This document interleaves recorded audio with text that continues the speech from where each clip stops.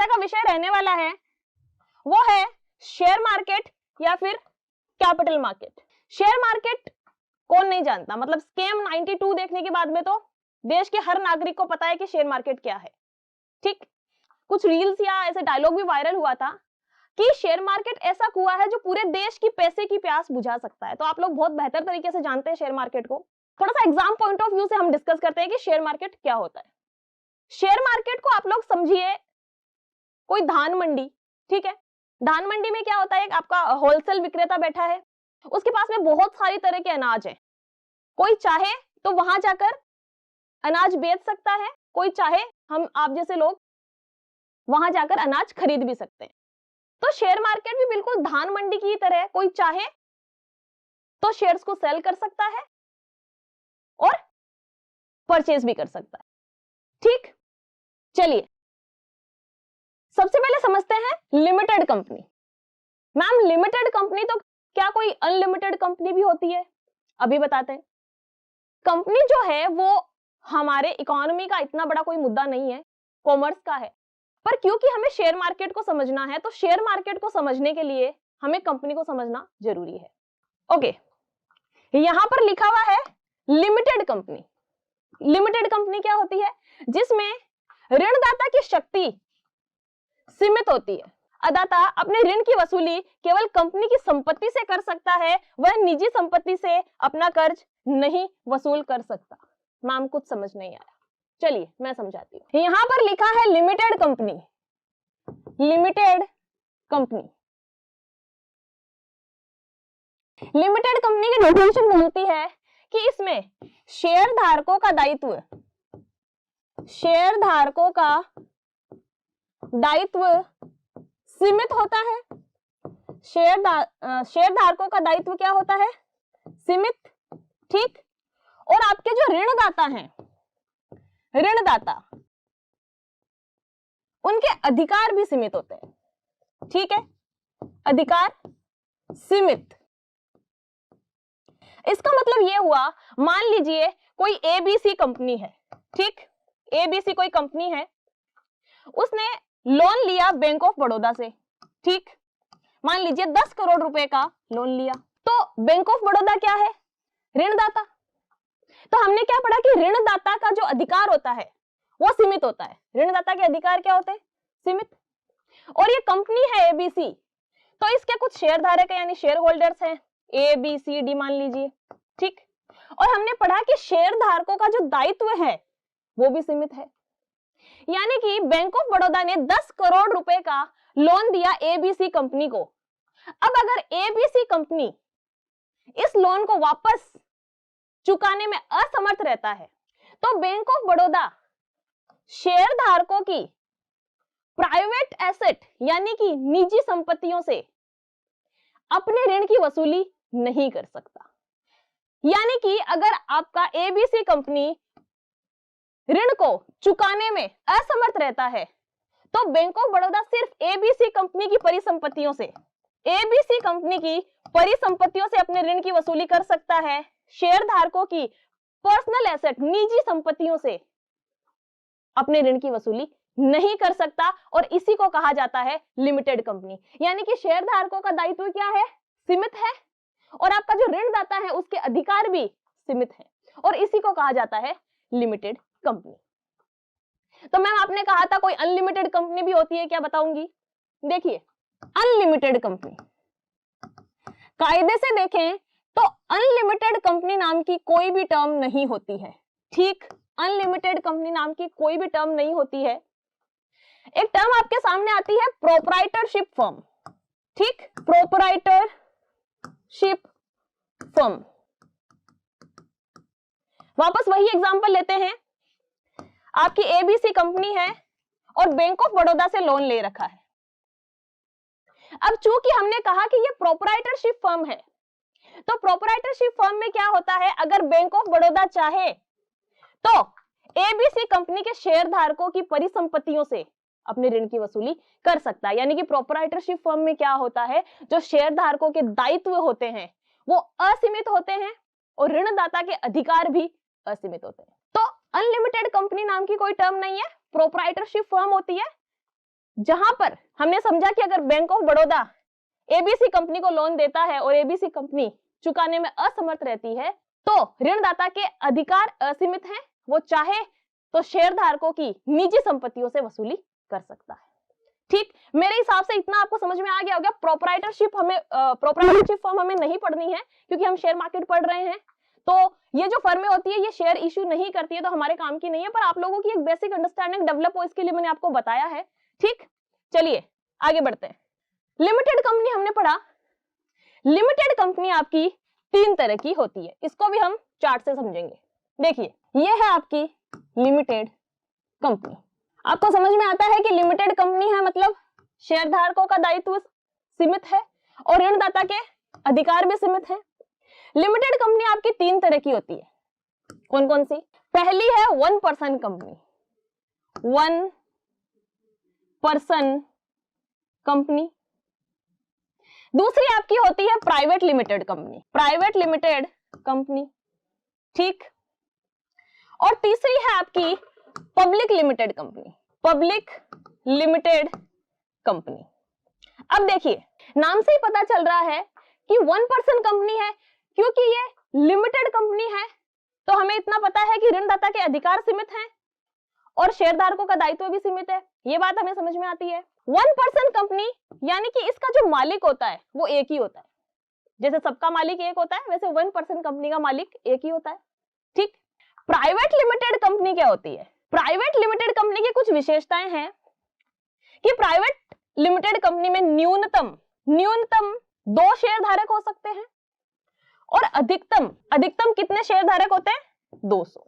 और आपकी जो प्राइवेट कंपनीज हैं, प्राइवेट लिमिटेड कंपनीज, ये शेयर इश्यू नहीं कर सकती। ये शेयर मार्केट में शेयर इश्यू नहीं कर सकती।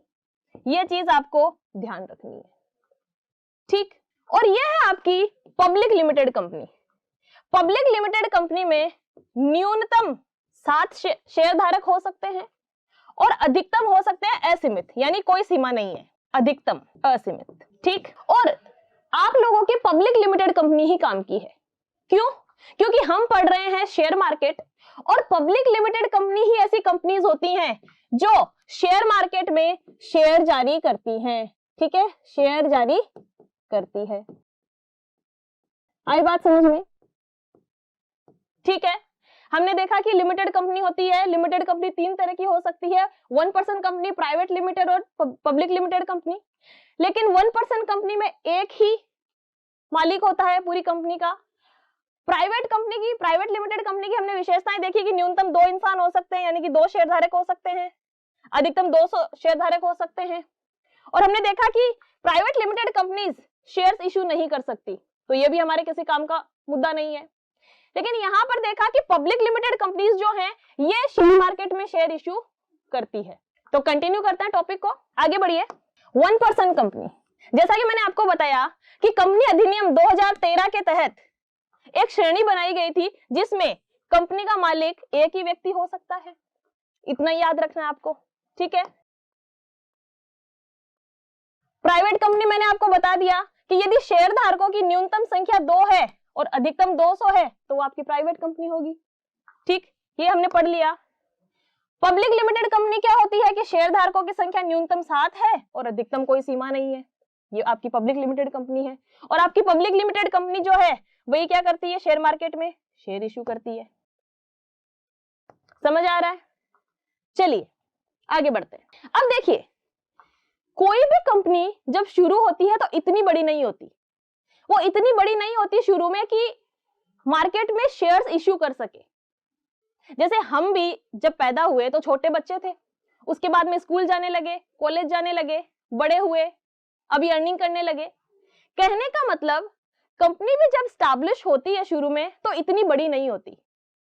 शुरू में हर कंपनी, देखिए, शुरू में हर कंपनी जो है वो क्या होती है? प्राइवेट लिमिटेड कंपनी ही होती है। और इस प्राइवेट लिमिटेड कंपनी में मैंने आपको बताया कि मिनिमम 2 लोग होते हैं और मैक्सिमम 200 हो सकते हैं।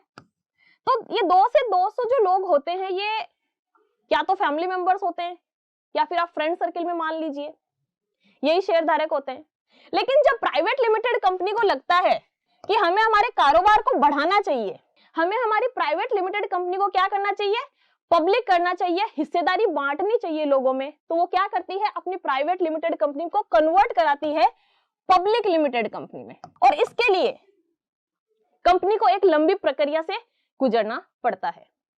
ठीक, प्राइवेट लिमिटेड कंपनी को पब्लिक लिमिटेड कंपनी बनाने का जो मामला है ये आपका केंद्र का है, यानी कि सेंटर का है।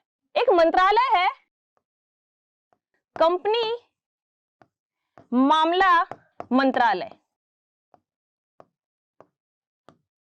क्या है, मिनिस्ट्री ऑफ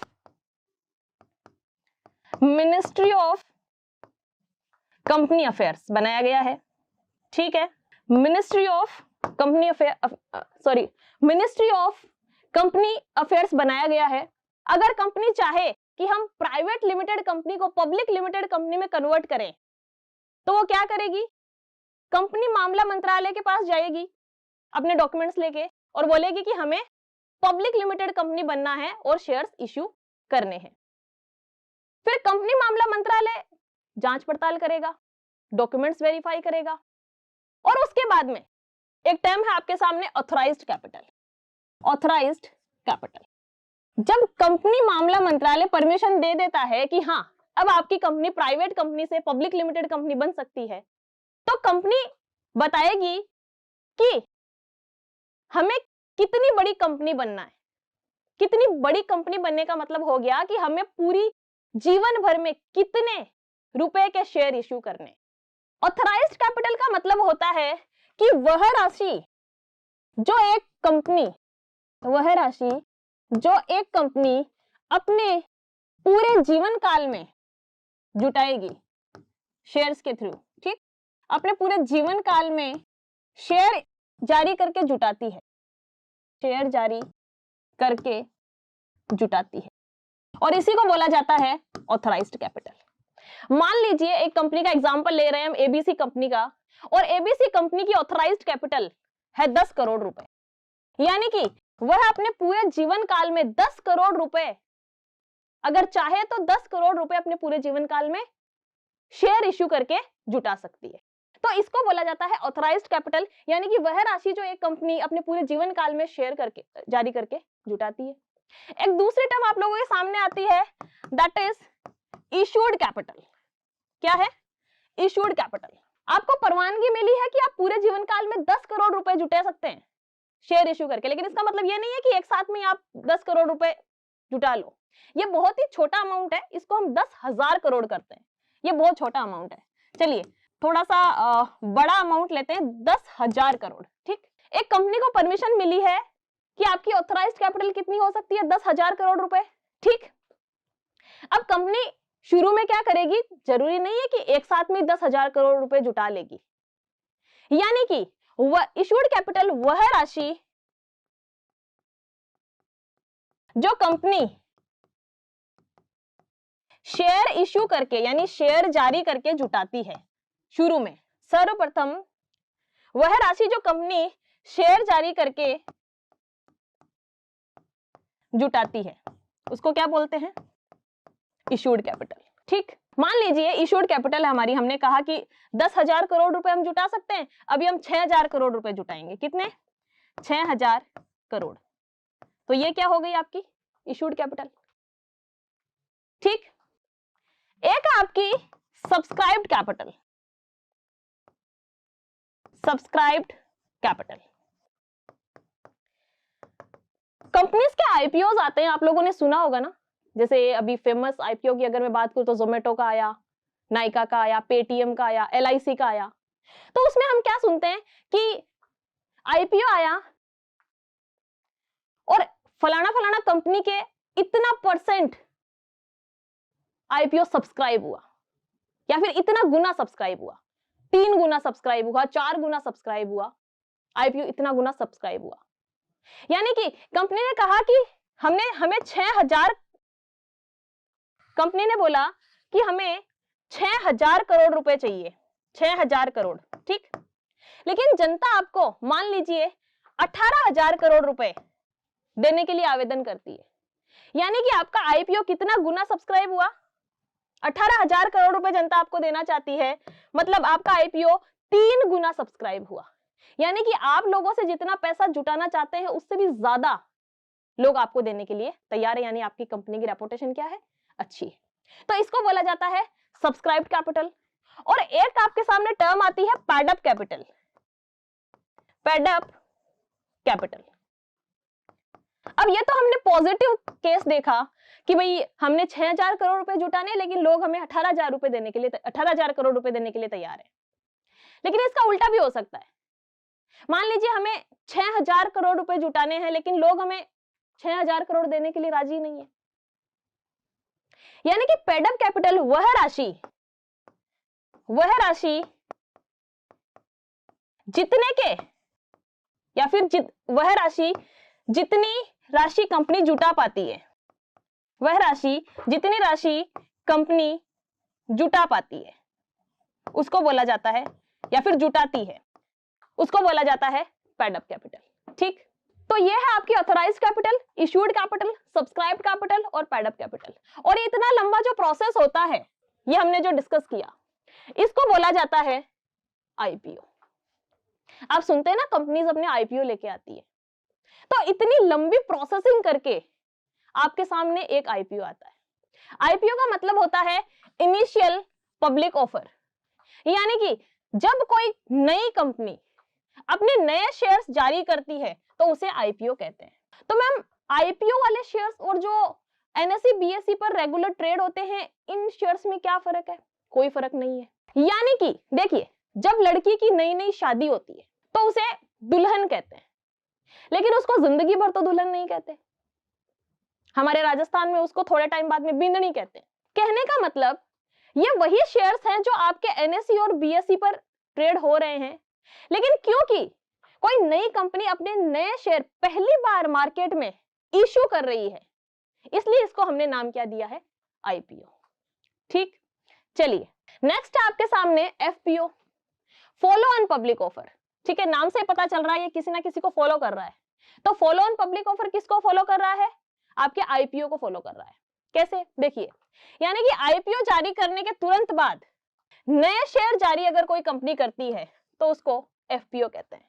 अब मैम ये क्या ड्रामा लगा रखा है? पहले बोला कि 6,000 करोड़ रुपए उठाएंगे मार्केट से, अब बोल रहे हैं कि मान लीजिए अब कंपनी बोलती है कि चलो ठीक है, 2-3 महीने हो गए, आईपीओ हमारा हिट रहा, अब 2,000 करोड़ रुपए हम और जुटाएंगे। ठीक, कंपनी ने कहा कि 2,000 करोड़ रुपए हम और जुटाएंगे।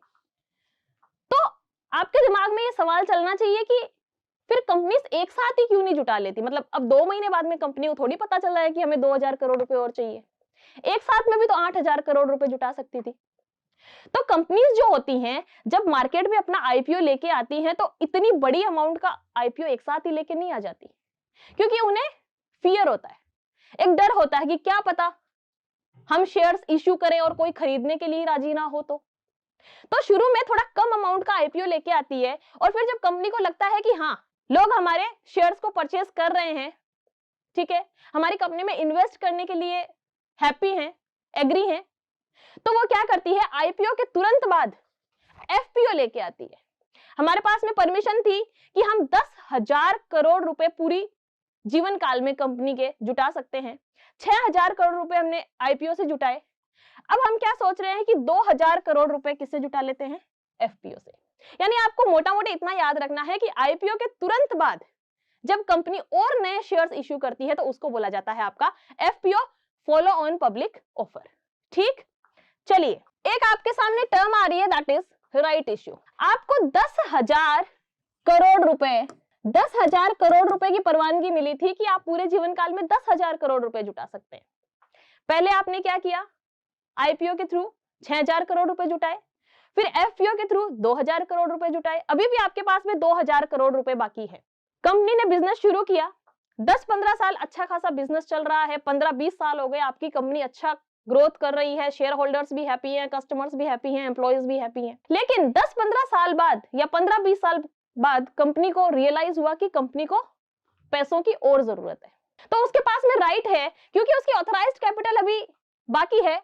10,000 करोड़ रुपए की परवानगी थी, हमने 8,000 करोड़ रुपए जुटाए, यानी कि अभी चाहे तो कंपनी 2,000 करोड़ रुपए और जुटा सकती है। ठीक, 2,000 करोड़ रुपए और जुटा सकती है। लिखा है कि जब कोई पुरानी कंपनी अपने शेयर जारी करती है जिसमें ये शेयर पुराने शेयर होल्डर्स को ही दे दिए जाते हैं, इसीलिए इसको बोला जाता है राइट इश्यू। यानी कि पहला राइट उन शेयर्स को खरीदने का किसको दिया जाता है? जो आपके एग्जिस्टिंग शेयर होल्डर्स है, यानी जिनके पास में ऑलरेडी शेयर्स हैं, उन्हीं को ऑफर किया जाता है कि कंपनी और नए शेयर्स इश्यू कर रही है, इतने सालों से आप कंपनी से जुड़े हुए हैं, आपको मतलब कंपनी के ऊपर ट्रस्ट है, आप ये वाले शेयर्स भी खरीद लीजिए। उन्हें पहले राइट दिया जाता है उस कंपनी के शेयर्स को खरीदने का, और इसीलिए इसको बोला जाता है राइट इश्यू। यानी कि when an old company passes issue when an old company issues shares in which these shares are given to the old shareholders, इसी को बोला जाता है राइट इश्यू। ठीक है, चलिए आगे बढ़ते हैं। नेक्स्ट आपके सामने टर्म आ रही है अंडरराइटिंग, हिंदी में बोलेंगे अभिगोपन। अभिगोपन, ठीक। अब कंपनी क्या कर रही है? आईपीओ लेके आ रही है, तो उसको डर है कि क्या पता हमारे शेयर्स लोगों ने नहीं खरीदे तो, कंपनी में इन्वेस्ट करना ही नहीं चाहा तो वो क्या करती है? अपने शेयर्स की अंडरराइटिंग करवाती है, क्योंकि कंपनी पे हो सकता है कि लोगों को भरोसा नहीं हो, वो इन्वेस्ट करना ही नहीं चाहे। तो वो क्या करती है? मान लीजिए आपकी जो एबीसी कंपनी है वो आईपीओ लेके आ रही है, तो वो या तो किसी बैंक के पास जाती है या फिर किसी वित्तीय संस्थान के पास जाती है। मान लीजिए ये जाएगी एलआईसी के पास, एग्जांपल ले रहे हैं, एलआईसी के पास गई और बोला कि हम अपनी कंपनी का आईपीओ लेके आ रहे हैं, आप क्या करिए? उनको उनकी अंडरराइटिंग करिए, अभिगोपन करिए, क्योंकि एलआईसी एक रेपुटेड कंपनी है। और एलआईसी अगर जनता के सामने आके बोलती है कि आप इस कंपनी के यानी एबीसी कंपनी के शेयर्स खरीदिए, कंपनी बहुत अच्छी है, बहुत बढ़िया आपको रिटर्न देगी, और अगर कंपनी का आईपीओ पूरी तरह से सेल नहीं होता है तो एलआईसी उसके शेयर्स खरीद लेगी। यानी कि क्या देती है? आश्वासन देती है। एलआईसी यहां पर क्या है? अंडरराइटर है, अभिगोपन करता जनता के सामने आएगा और आश्वासन देगा कि अगर कोई भी आईपीओ के शेयर्स नहीं खरीदता है तो हम इस कंपनी के शेयर्स को परचेज कर लें, और इसी को बोलते हैं अभिगोपन। यानी कि जब कोई कंपनी आईपीओ जारी करती है तो कोई भी वित्तीय संस्थान उसके लिए क्या बनता है? गारंटर बन जाता है कि अगर शेयर्स नहीं बिकते हैं तो वो शेयर्स हम खरीद लेंगे, और इसी को बोला जाता है अभिगोपन यानी कि अंडरराइटिंग। ठीक, काफी इजी है। चलिए नेक्स्ट है आपका बुक बिल्डिंग। आईपीओ जारी करने से पहले कंपनी बाजार का एक सर्वेक्षण करवाती है कि लोग उसके आईपीओ को अधिकतम कितने मूल्य पर खरीद सकते हैं, और इसी को हम क्या कहते हैं? बुक बिल्डिंग कहते हैं। आपने देखा होगा जब भी कोई कंपनी का आईपीओ आता है तो इस तरह से प्राइस लिखी हुई होती है, 400 से 420। सिर्फ 400 नहीं लिखा हुआ होता, एक रेंज देते हैं आपको, 400 से 420। ये क्या है? तो आपके दिमाग में एक सवाल आना चाहिए कि ये कैसे डिसाइड होती है प्राइस बैंड? कंपनी क्या करती है? आईपीओ लाने से पहले एक सर्वेक्षण करवाती है, और उसमें उस रिसर्च में ये देखती है कि हमारी कंपनी के शेयर लोग किस प्राइस तक खरीदने के लिए तैयार हैं। कोई भी कंपनी होती है उसके शेयर की फेस वैल्यू हमेशा 10 रुपए होती है, रेयर केस में 100 भी होती है, बट ज्यादातर 10 रुपए हर कंपनी की फेस मतलब शेयर की फेस वैल्यू होती है। ठीक, अब मान लीजिए मेरे पास में कोई प्लॉट है, वो 10 रुपए का है, लेकिन जरूरी थोड़ी है मैं इसको 10 रुपए पे ही सेल करूं।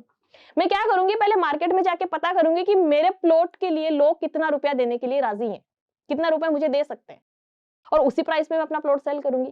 तो ठीक ऐसा ही आपकी कंपनीज के साथ होता है। कंपनीज क्या करेंगी? सर्वेक्षण करवाएंगी, बोलेंगी फेस वैल्यू तो चलो हमारे शेयर की 10 रुपए है, लेकिन जनता हमारे एक शेयर के लिए कितने रुपए देने के लिए राजी है। तो कोई बोलता है कि हम 400 रुपए दे सकते हैं, कोई बोलेगा कि हम 410 भी दे सकते हैं, कोई बोलेगा 415 भी दे सकते हैं, कोई बोलेगा 420 भी दे सकते हैं। यानी कि सर्वेक्षण में डाटा कलेक्ट किया जाता है और उसके बाद में एक एवरेज निकाल लिया जाता है कि हाँ ऑन एन एवरेज इतना तो लोग हमें पे कर ही देंगे।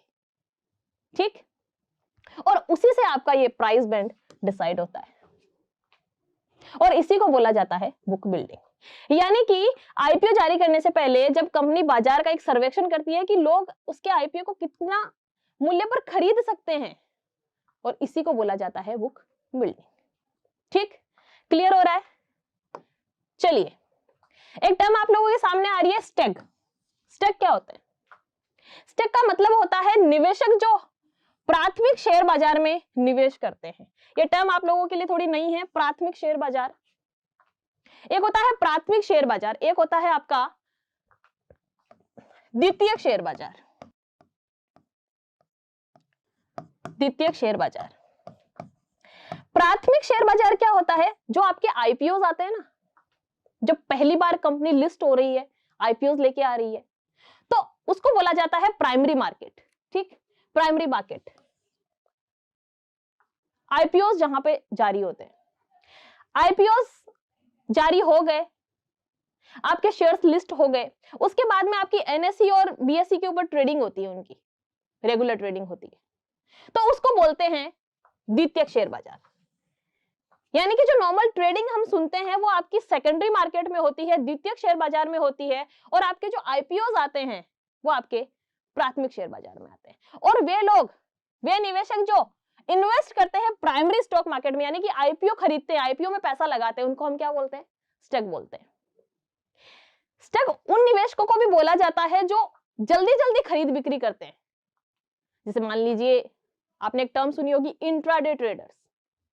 इंट्राडे ट्रेडर क्या करता है? मान लीजिए 10 रुपए का कोई शेयर है, खरीद लिया, जैसे ही 10.5 रुपए का हुआ बेच दिया, फिर 11 पे खरीदा, 11.5 पे बेच दिया, 12 पे बेच दिया। कहने का मतलब जल्दी जल्दी जल्दी जल्दी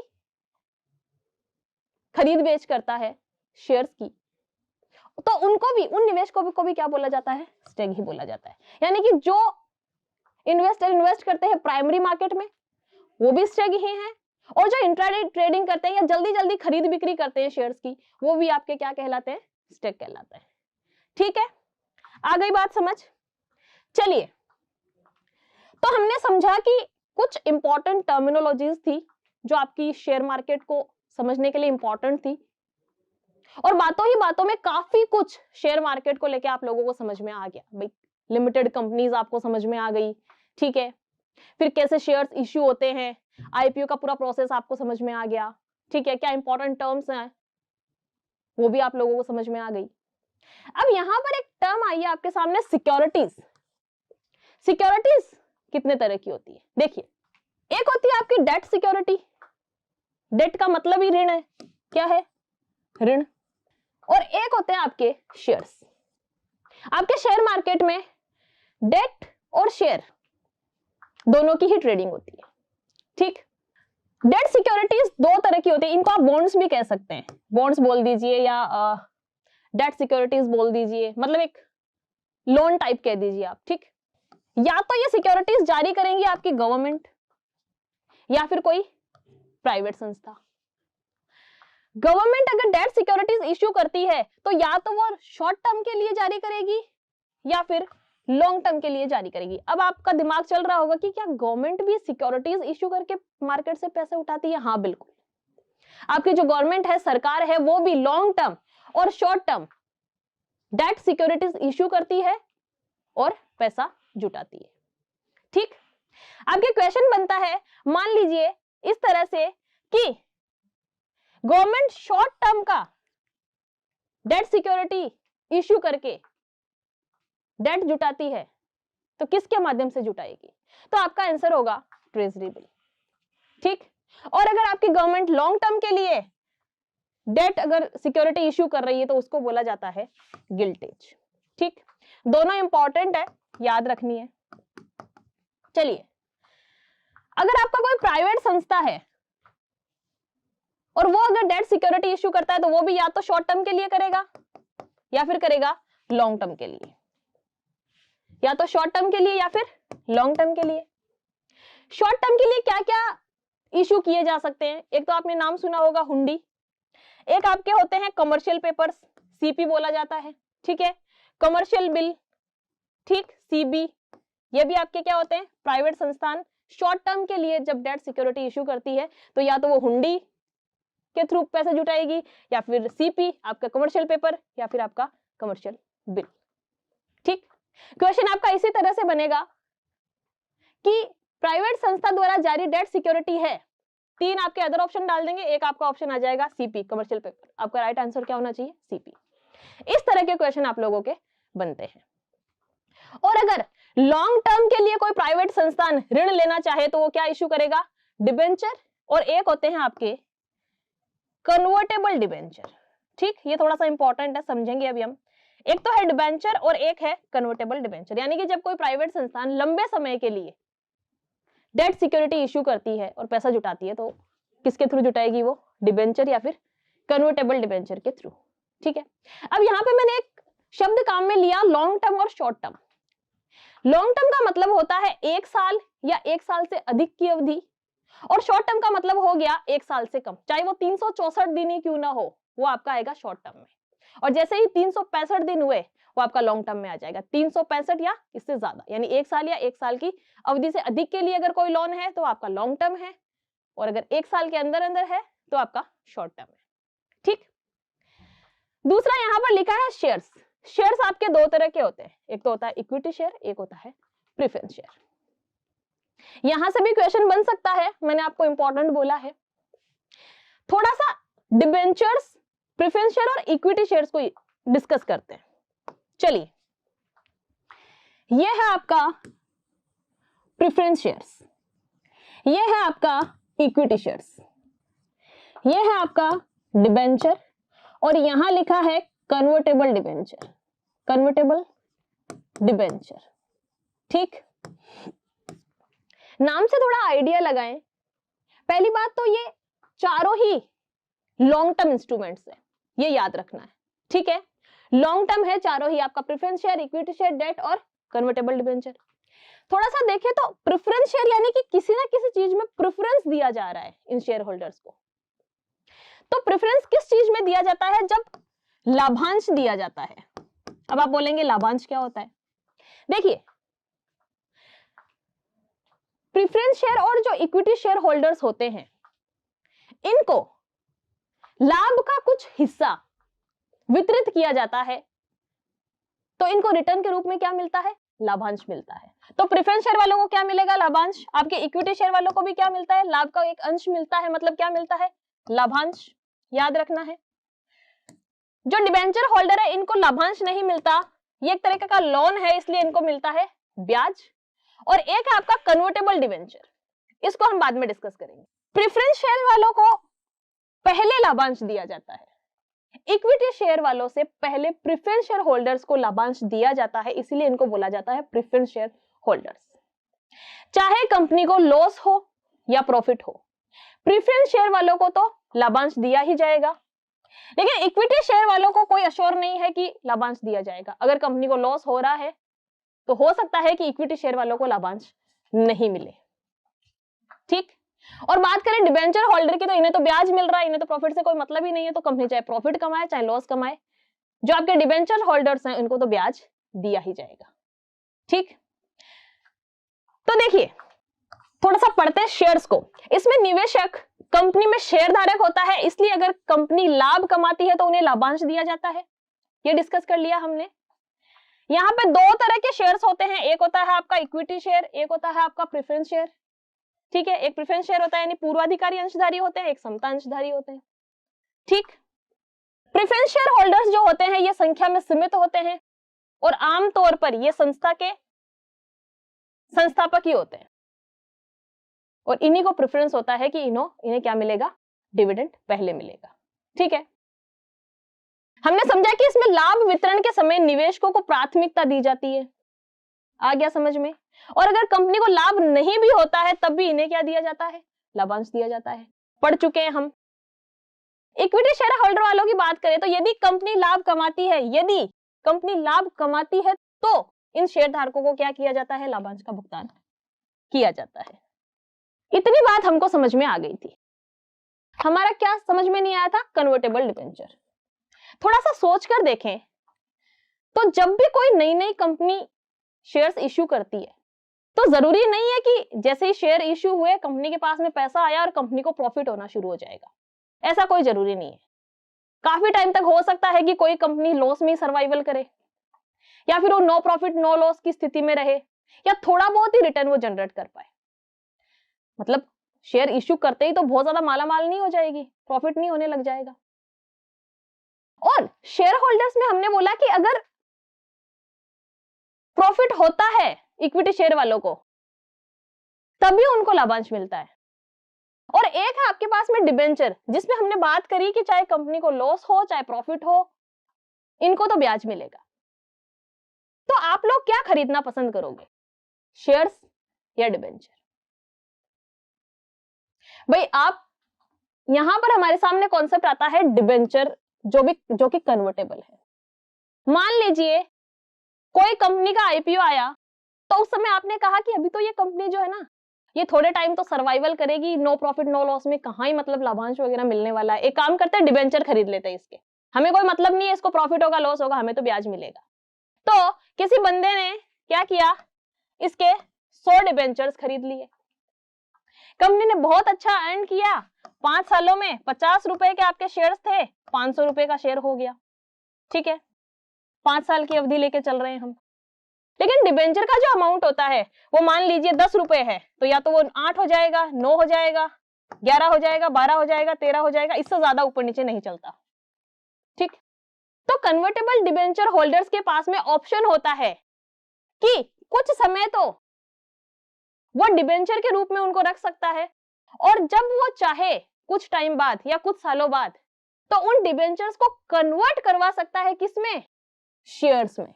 और इन्हीं को बोला जाता है इन्हीं को बोला जाता है कन्वर्टेबल डिबेंचर।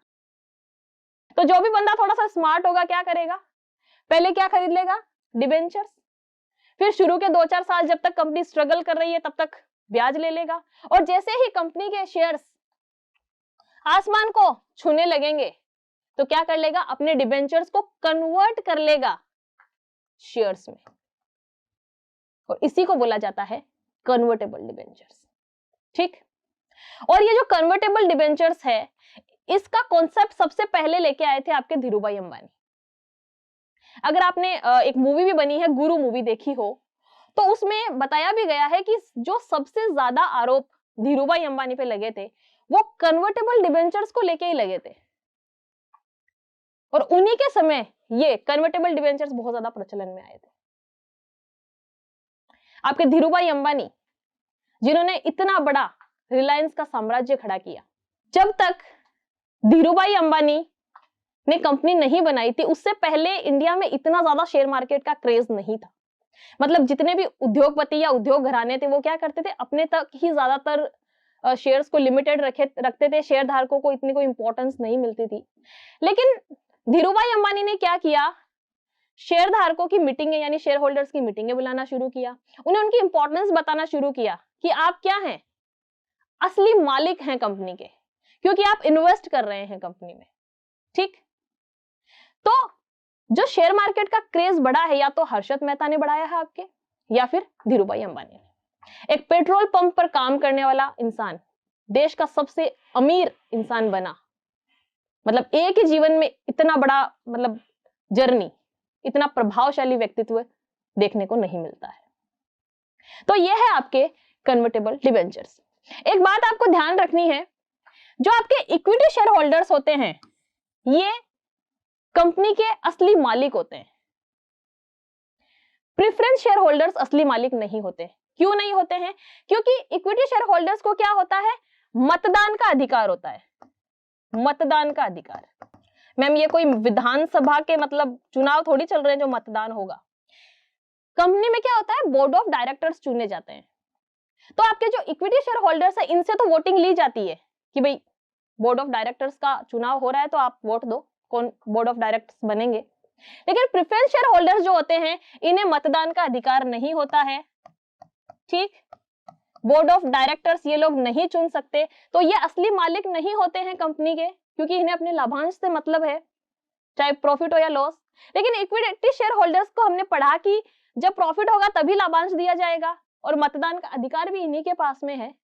तो जो अगर पूछा जाता है आप लोगों से एग्जाम में कि असली मालिक कौन होते हैं, कंपनी के स्वामी कौन होते हैं, हम लोगों ने पिछली क्लास में डिस्कस कर लिया था कि कंपनी क्या होती है, लिमिटेड कंपनी क्या होती है, आईपीओ किस तरह से जारी होते हैं, कौन कौन से तरह की सिक्योरिटीज होती हैं जो ट्रेड की जाती हैं।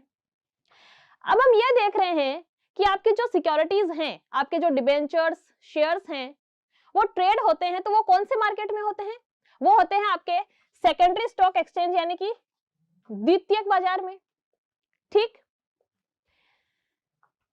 जहां शेयर और बॉन्ड लाए और बेचे जाते हैं उसी को बोलते हैं हम सेकेंडरी स्टॉक एक्सचेंज।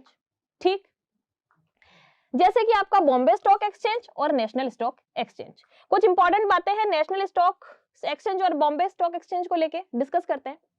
सबसे पहले आपका बॉम्बे स्टॉक एक्सचेंज। बात करें हेडक्वार्टर की तो आपका बॉम्बे स्टॉक एक्सचेंज का हेडक्वार्टर यानी मुख्यालय कहां पर है? मुंबई में। और स्थापना कब हुई थी? 1875। 1875 में स्टैब्लिशमेंट हुआ था आपके बॉम्बे स्टॉक एक्सचेंज यानी कि बीएसई का।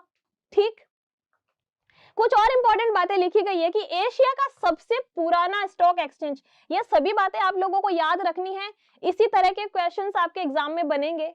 ठीक, पूछ लिया जाएगा कि एशिया का सबसे पुराना स्टॉक एक्सचेंज कौन सा है, तो आपको बताना है बीएसई, बॉम्बे स्टॉक एक्सचेंज। तो लिखा है कि एशिया का सबसे पुराना स्टॉक एक्सचेंज है। और एक दो इंपॉर्टेंट बातें और मैं आपको बताती हूं। अगर सौदों की संख्या, देखिए सौदों की संख्या के हिसाब से हम देखें तो बॉम्बे स्टॉक एक्सचेंज का स्थान कौन सा है? पहला। ठीक, और अगर हम देखें कारोबार की दृष्टि से, कारोबार की दृष्टि से तो बॉम्बे स्टॉक एक्सचेंज का नंबर कौन सा है? दूसरा। मैम नहीं समझ में आया, चलिए मैं बताती हूं। सौदों की संख्या का मतलब हो गया कि मान लीजिए मैंने शेयर खरीदे, 500 रुपए का शेयर खरीदा। ठीक है, एक कोई सेकंड पर्सन है उसने शेयर खरीदा, 1000 रुपए के शेयर्स खरीद लिए। एक और बंदा है जिसने 500 रुपए के और शेयर खरीद लिए। ठीक, और एक चौथा इंसान है जिसने भी मान लीजिए 1000 रुपए के शेयर और खरीद लिए। तो जो आम इंसान है, जो आम जनता है, वो ज्यादातर ट्रेडिंग कहां कर रही है? आपकी बीएसई पे कर रही है। यानी कि देखा जाए तो हुआ क्या, 4 सौदे हो गए, 500 रुपए का, 1000 रुपए का, फिर वापस 500 का, फिर वापस 1000 का, 3-4 हजार रुपए का मिला के, मतलब 4 लोगों ने सौदे किए, लेकिन अगर अमाउंट देखें तो लगभग 3-4 हजार रुपए का ही हुआ। ज्यादा अमाउंट का ट्रांजैक्शन नहीं हुआ। लेकिन नंबर्स में हम देखें तो 4 ट्रांजैक्शन हो गए, 4 सौदे हो गए। यानी कि जो आम जनता है वो बीएसई पर ट्रेड कर रही है। जबकि आपके नेशनल स्टॉक एक्सचेंज में क्या होगा? एक बंदा आएगा, बोलेगा 50,000 के शेयर दे दो, 1 लाख के शेयर दे दो, 50 लाख के शेयर दे दो।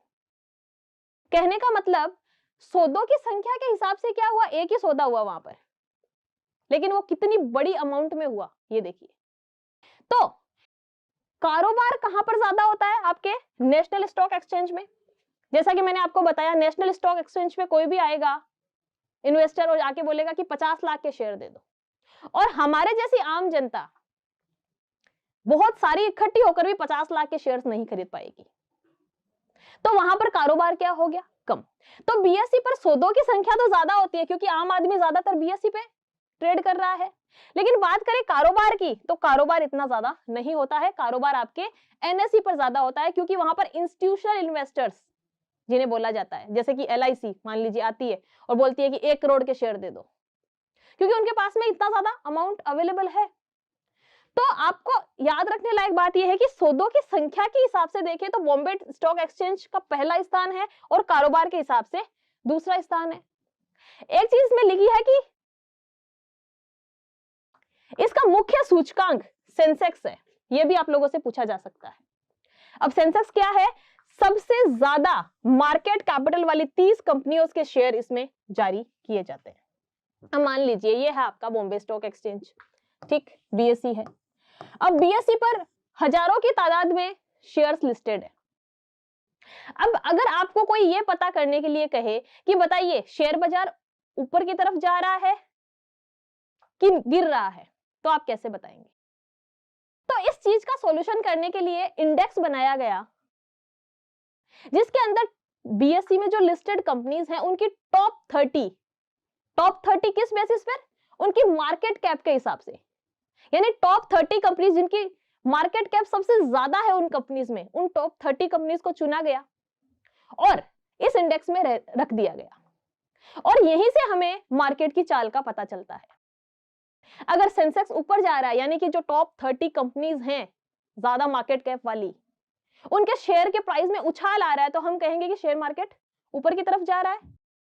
और अगर प्राइसेस गिरते हैं इन कंपनीज के तो हम कहेंगे कि शेयर मार्केट गिर रहा है। ये बिल्कुल वैसा ही है, मान लीजिए आप राइस पका रहे हैं तो क्या आप सारे राइस को एक एक राइस को चेक करेंगे कि पका है कि नहीं पका? क्या करेंगे, एक स्पून लेंगे और उसमें से एक दो दाने लेके चेक कर लेंगे। अगर एक दो दाने पक गए हैं इसका मतलब पूरा का पूरा आपका जो राइस आपने बनाए हैं वो पक चुके हैं। तो बिल्कुल वैसे ही है, इतने बड़े स्टॉक एक्सचेंज, मतलब इतना बड़ा आपका स्टॉक एक्सचेंज है बॉम्बे स्टॉक एक्सचेंज, जिसमें हजारों की तादाद में शेयर्स लिस्टेड हैं। लेकिन अगर हमें मार्केट की चाल पता करनी है तो हम क्या करेंगे, टॉप 30 को उठाएंगे और देखेंगे कि ऊपर की तरफ जा रहा है मार्केट या नीचे की तरफ जा रहा है। आपके यूपीएससी ने एक बार एक सवाल पूछा था कि सेंसेक्स क्या ये बताता है कि जो टॉप 30 कंपनीज है उन 30 कंपनीज मतलब सारी की सारी कंपनीज ही ऊपर की तरफ जा रही है, यानी कि सारी की प्राइस ही बढ़ रही है? तो ऐसा नहीं होता है, जरूरी नहीं है कि जो 30 कंपनियां हैं ये एक साथ ही आगे बढ़ेंगी। हो सकता है 5 कंपनीज हो जिनके शेयर्स बहुत ज्यादा उछल गए, यानी कि बहुत ज्यादा प्राइस बढ़ गई, ठीक है। 10 ऐसे रहे जो मतलब कुछ ज्यादा उनमें बदलाव नहीं आया प्राइस में, ठीक।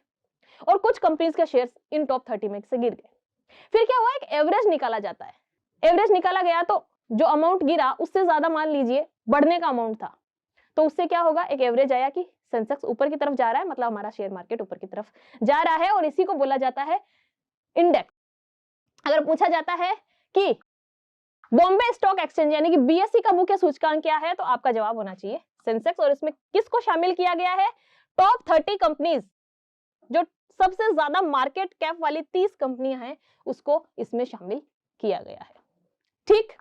चलिए आगे बढ़ते हैं। नेक्स्ट है आपका NSE, that is national stock exchange. बात करें हेडक्वार्टर की तो आपका मुंबई में है और स्टैब्लिश कब हुआ था, 1992 में। याद रहेगा, सभी याद रखने लायक चीजें हैं। एक इंपॉर्टेंट चीज लिखी है कि इसकी स्थापना फेरवानी है, ये फेरवानी समिति की सिफारिश पर की गई थी, ठीक। अगर पूछा जाता है कि नेशनल स्टॉक एक्सचेंज की स्थापना कौन सी समिति के सिफारिश पर की गई, तो आपको क्या बताना है, फेरवानी समिति, ठीक। और इसका मेन इंडेक्स जो है वो है निफ्टी इंडेक्स, मैंने आपको समझा दिया क्या होता है। और इसमें इंक्लूड किया गया है आपकी top 50 companies with highest market capital, ठीक। और एनएसई कारोबार की दृष्टि से, अभी मैंने बताया था, कारोबार की दृष्टि से इसका पहला स्थान है, ठीक है। याद रहेगा क्योंकि ज्यादातर बड़े प्लेयर्स एनएसई पर ट्रेड करते हैं। इन्वेस्टर जो हैं, इंस्टीट्यूशनल इन्वेस्टर्स एनएसई पे आके इन्वेस्ट करते हैं, तो उनका जो अमाउंट होता है वो बहुत बड़ा होता है, इसलिए कारोबार ज्यादा आपके एनएसई में होता है, ठीक है। चलिए यहां पर लिखा है अभौतिकीकरण, डीमैटेरियलाइजेशन। पहले प्रतिभूतियां भौतिक रूप में होती थी और अब वे इलेक्ट्रॉनिक डेटा फॉर्म के रूप में स्टोर करते हैं, जिसे कि हम क्या बोलते हैं, डिमेट अकाउंट या डिमेट बोलते हैं। देखिए अगर आपको पुराने जमाने का थोड़ा सा पता हो, मान लीजिए जैसे रिलायंस के शेयर्स मिलते थे, मान लीजिए 10 रुपए का रिलायंस का जब शेयर था तब की बात करती हूँ, तो क्या होता था, मान लीजिए किसी को रिलायंस के शेयर्स खरीदने, तो कैसे खरीदेगा, 10 रुपए का एक शेयर है तो शेयर मिलता था फिजिकल फॉर्म में, जैसे अपना 10 रुपए का 100 रुपए का नोट होता है उस तरह से शेयर मिलता था। वो एक प्रूफ होता था कि हमारे पास में रिलायंस के शेयर है। अब मान लो किसी ने 1 लाख शेयर खरीदे, तो इतने सारे शेयर्स, मतलब जैसे रुपए होते हैं ना, पैसे होते हैं ना हमारे पास में, पूरी अटैच ही भर जाती थी, मतलब इतने सारे शेयर्स बंदे को घर पे लेके आने पड़ते थे, ठीक। तो यहां पर क्या प्रॉब्लम आई कि पहली बात तो स्टोर करने की प्रॉब्लम आई उनको, इतने सारे शेयर्स हैं, फिजिकल फॉर्म में है, नोट की तरह हैं, ठीक। गीले हो जाए, कभी बारिश में गुम हो जाएं, खराब हो जाएं, जो भी डैमेज हो जाए, तो क्या किया गया, फिजिकल फॉर्म को हटा दिया गया और बिल्कुल ही भौतिक रूप को हटाकर हमने क्या कर दिया, इलेक्ट्रिक डाटा फॉर्म में हमने शेयर्स को कन्वर्ट कर दिया। आज की तारीख में अगर आप शेयर्स खरीदते हैं तो आपको फिजिकल फॉर्म में कोई भी शेयर नहीं दिया जाता है, इलेक्ट्रॉनिक डाटा फॉर्म में होता है। आपके पास में क्या होना चाहिए, एक बैंक अकाउंट होना चाहिए, ठीक, और एक डीमैट अकाउंट होना चाहिए। डीमैट अकाउंट और बैंक अकाउंट दोनों आपस में लिंक होते हैं, ठीक है। आपका डीमैट अकाउंट क्या होता है, जैसे आपका बैंक अकाउंट होता है जिसमें पैसे रखे हुए होते हैं, ठीक उसी तरह से एक डीमैट अकाउंट होता है शेयर मार्केट में। तो डिमेट अकाउंट में क्या रखे जाते हैं, आपने जो शेयर्स खरीदे हैं उन शेयर्स को उस डिमेट अकाउंट में इलेक्ट्रॉनिक फॉर्म में स्टोर किया जाता है, उसी को बोलते हैं डिमेट अकाउंट। ठीक, दो डिपॉजिटरीज हैं, एक है आपकी एनएसडीएल और एक है आपकी सीडीएसएल। ये क्या है, आपके डिपॉजिटरी इंस्टीट्यूशंस हैं। ठीक, डिपॉजिटरी इंस्टीट्यूट्स, ये दो आपके इंडिया के टॉप डिपॉजिटरी इंस्टीट्यूट है। एनएसडीएल यानी कि नेशनल सिक्योरिटी डिपॉजिटरी लिमिटेड। ठीक, और पूछा जाए सीडीएसएल की फुल फॉर्म, तो सेंट्रल डिपॉजिटरी सर्विसेज लिमिटेड।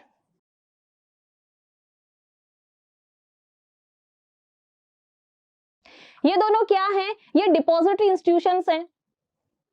आपको अगर डिमेट अकाउंट खुलवाना है तो आपके पास में बहुत सारे तरीके हैं आज के टाइम में, या तो आपके पास में जिस बैंक का खाता है उस बैंक के पास आप जाके बोलिए कि मेरा जो अकाउंट है उसके थ्रू आप एक डीमेट अकाउंट खुलवा दो और दोनों को लिंक कर दो, आपका डीमेट अकाउंट बैंक खोल देगा।